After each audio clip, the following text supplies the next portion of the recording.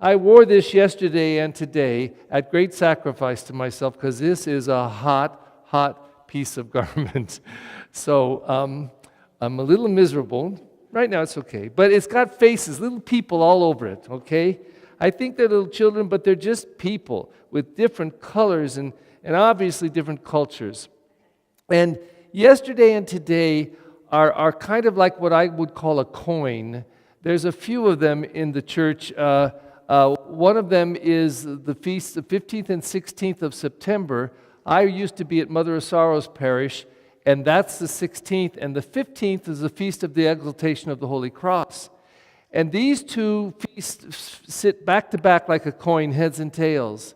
So important because one is exalting the cross, the power of the cross, and then the next one is the suffering of Mary as she stood by the cross, the sorrowful mother. And so in this coin, this heads and tails, we get to celebrate the full the suffering and death of the cross and the resurrection. Today is also a similar one. This is All Saints yesterday and All Souls today. Not just because they both start with the word all, but they're celebrating two sides of the coin or two mysteries. All Saints is the glorious resurrection of all the dead as they've been raised to new life and share in the glory and holiness of God forever, the joy of the fullness of the kingdom. And in addition to that, we celebrate all of the saints, St. Thomas, St. Gregory, St. Clare, St. Beatrice, all of them.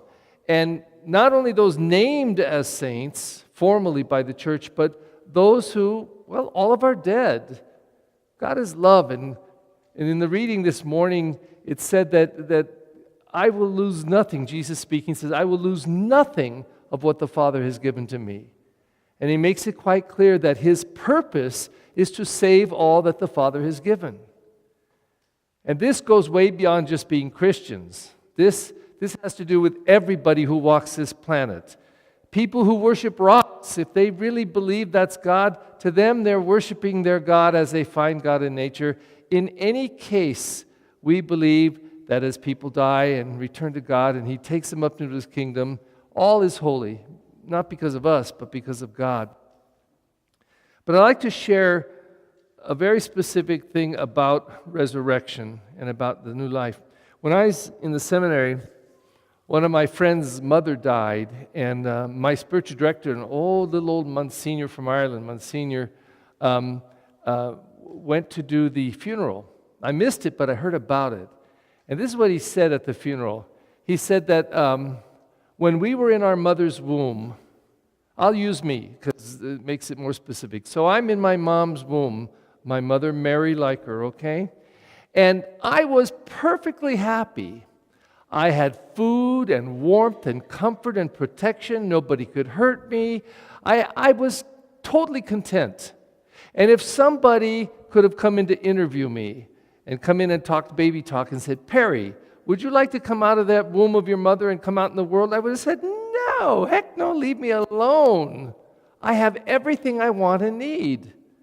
But after about 9 months, more or less, without my consent, I got thrown out of my mother's womb into this big world.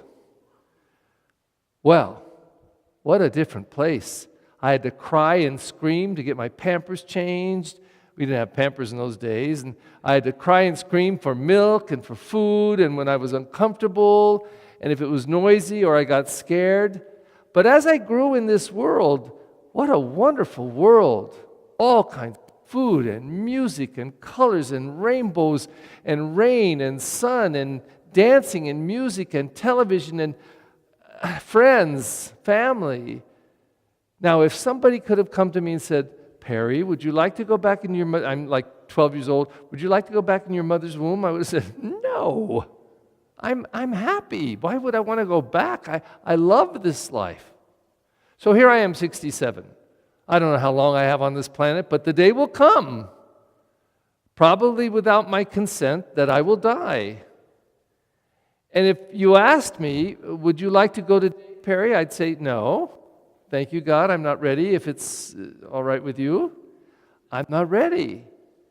But the day will come when I will die. And I believe, and what the church believes, and what yesterday and today is all about is saying, I believe that when I die, that God raises me up as He did His own Son and will give me life eternal. And it is so much bigger and so much more. It's forever. It's living in the love of God. It's living in His glory. It's my one joke I can say in Spanish that I get the corona de vida, but not the beer. It's the crown of life. The crown of life forever.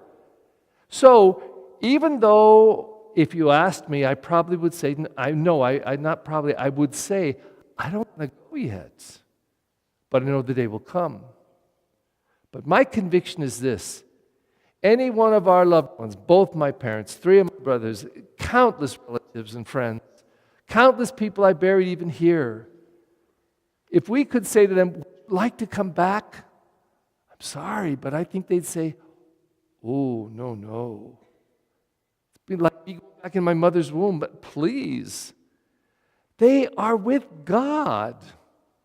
They are with their Creator. They have it all. They have everything, the crown of life. And so we celebrate this back-to-back feast, All Saints and All Souls, because we know that this mystery is all one. And even though wrapped up around death and dying, and just today I anointed a woman who probably will not live past a few more days, an old Guadalupana, Clemencia, you guys know her. She's dying. And, I know she is going to something that we all long for and look forward to, the fullness of life. And today we celebrate that. And we're grateful to God for all the people that have been a part of our life that have since have died, but also celebrate with great thanks to God because we believe He continues to care for us and continues to care for them and gives them not just more life, but the fullness of life, and promises it forever. Entonces, yo seleccioné este evangelio en un instante porque me gusta mucho este evangelio por funerales, pero no uso mucho. Pero porque en este pasaje Jesús está hablando sobre este pan de vida. No solamente identifica con el pan, yo soy este pan de vida que vino bajo del cielo. Pero más de eso, Él dice, la persona que come este pan y beben este vino van a vivir para siempre porque este es vida. ¿Pero qué? ¿La comunión, la Eucaristía es vida?